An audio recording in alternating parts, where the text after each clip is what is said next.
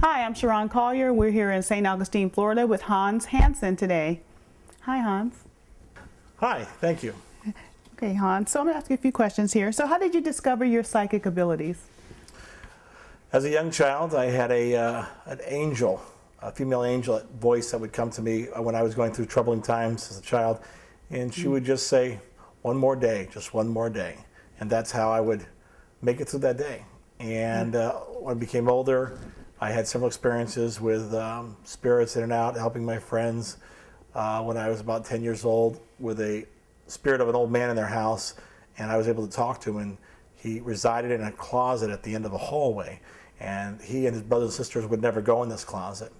And they told me about it when I went to his house one day, so I walked down the end of the hall and just opened the door, and he was there. I could see him. They couldn't see him. I saw him fine, and I asked him what he was waiting for, and he said, waiting for a family member to show up. And I explained to him that I don't know who you are, but these are my friends, and they live here now. And he understood and said, oh, and left. And they were fine. They never had the dark shadow. They never, the scary man was gone, as they put it. Then years later, when I lived in Las Vegas, I connected with a good friend, and he had a metaphysical bookstore, and they would do meditations several nights a week. Okay.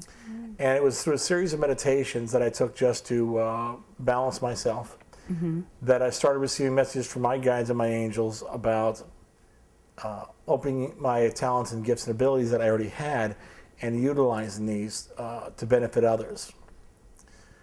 And in one of my meditations, I had these three angels came to me, and they said, they were right in front of me, and they said very plainly, what is it you want? Do you want to hear? Do you want to see? Or do you want to help? And I said, well, I want to help. And they all smiled, and I said, what? And they said, because if you're helping, you will see and you will hear. You will get all things if you're helping.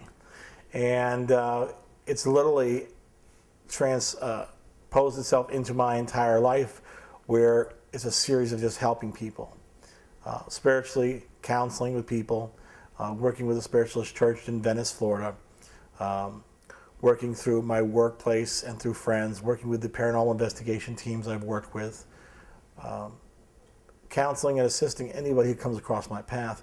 You know, part of my morning meditation and prayer, where I pray to God, my angels, and my guides, is that I just ask to simply put me in the path of those who I might assist them to help themselves. Because see, as an empath and as a psychic medium, we don't help people. We give them the knowledge, the lessons, the information they need so they can help themselves. Because it was explained to me very simply that this is our lesson, this is our journey. That's your lesson, that's your journey, that's your adventure. You are here to learn a series of lessons, okay? We all are. My job is not to tell you the answers to the test. My job is to simply give you a study guide so you can find the answers for yourself. Right. Wow. I like that. Yeah. So do you work with groups or primarily individuals? How do you work? I work with individuals. I do private readings. We do parties. I work with teams. Consultations.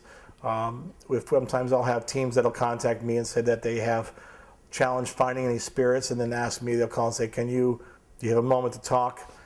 Can you tell us where there might be a spirit in this house? And usually within a few seconds, I can see if there's some active entity in the house they're in or not.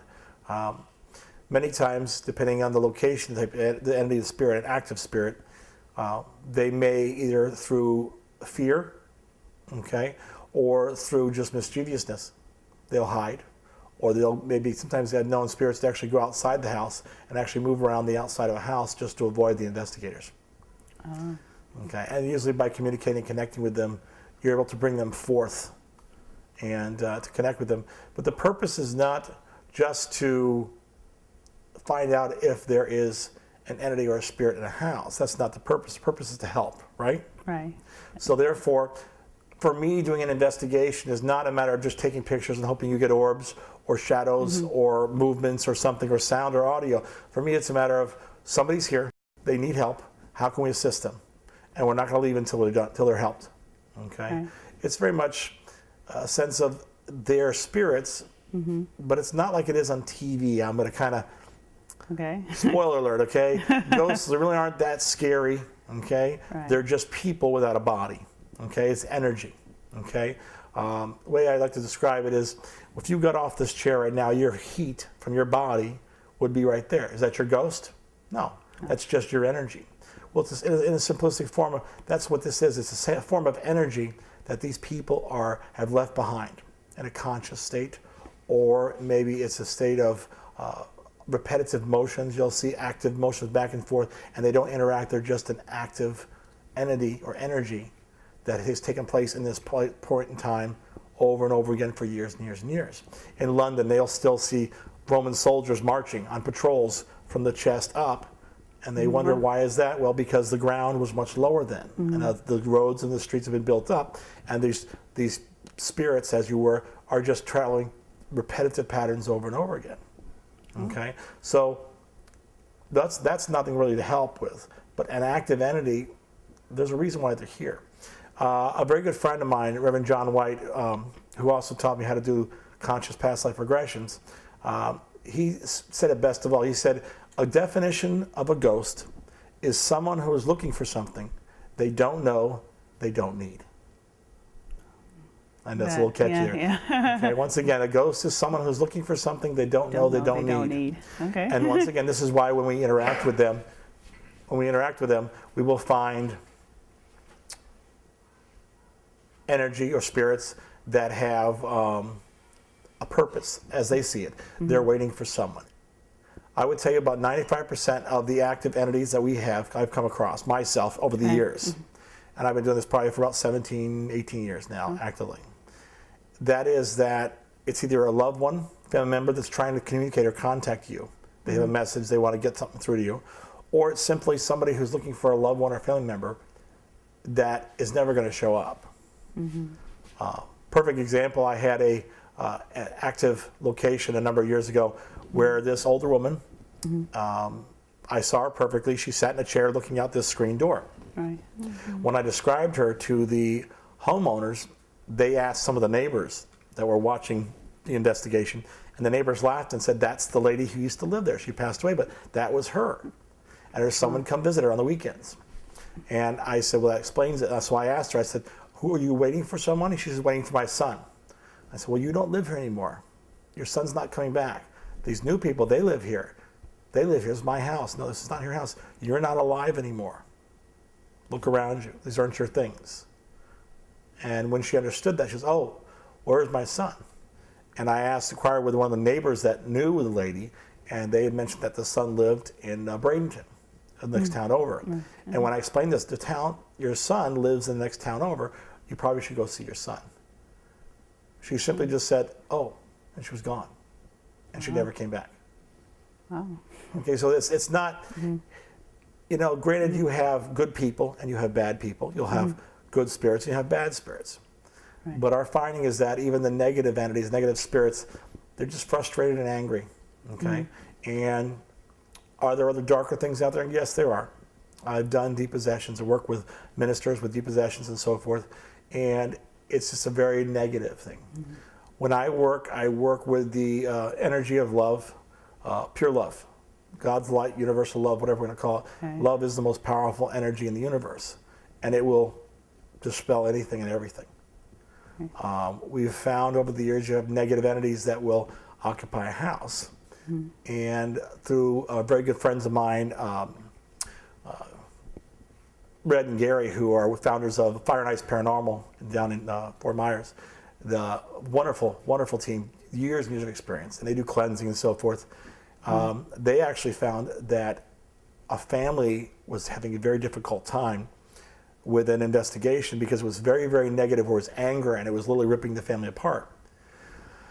They understood that it was a sense of negativity. So Red, that was the female lead investigator, she decided to work a deal with them with changing the energy. And they started telling funny things about each other. They started remembering fun, happy things that had happened and so forth. And in doing so, what they found out was that the energy in the room started lifting because the family was laughing. And they were touching each other and they were happy. And they changed the energy. And what literally they found was that this negative entity that seems to find itself or attach itself to some homes and places, and many times is a matter of, it's like a fish out of water. If you put positive energy into this place, they can't survive. They literally seem to thrive off a negative environment. So they're creating attitudes, energies, frustrations to create a negative environment. By changing the environment to a positive way, they can no longer exist, simply like a fish out of water. And they were able to discover through this method that it would actually dispel itself. And they saved the family. I mean, it's amazing. But that's the kind of fun things we do, you know? And they didn't get paid for that. It was their own money, their own time. You know, this is what we do. Great. We do what we do. We love doing this because we love to help people, you know? Yeah. And that's the truth. It's what we do. We do this to help. Oh, that's great. Well, I have another question for you. Sure. So Hans, tell us a little bit about PII. PII stands for Paranormal Investigators International. It's a name I've given to my team, and my team will change from time to time. I have general contractors. I've had police and sheriff investigators. I have had forensic investigators. I have had school teachers, and of course experienced mediums and psychics.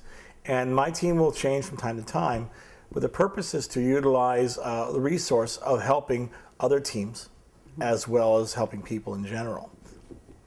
Thank you, Hans, for being here with us today and sharing all of this wonderful information with us. I'm Charon Collier. Thank you for watching, and have a good evening.